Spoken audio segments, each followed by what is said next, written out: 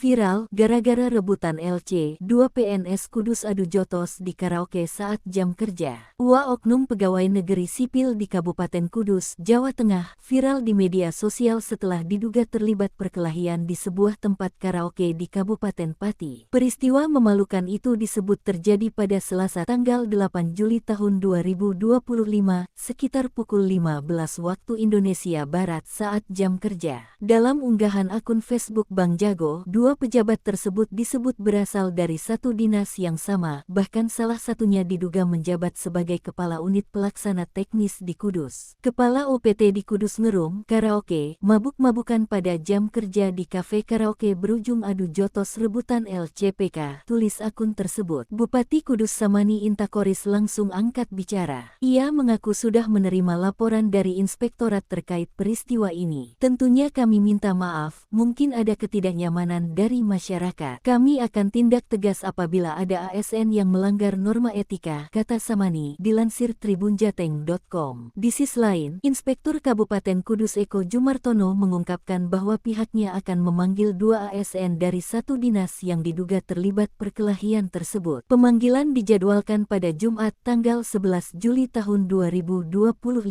Menurutnya, pemanggilan ini bertujuan untuk meminta klarifikasi langsung dari pihak yang bersangkutan. Hasil klarifikasi kemudian akan diserahkan kepada tim pembina kepegawaian Pemkab Kudus.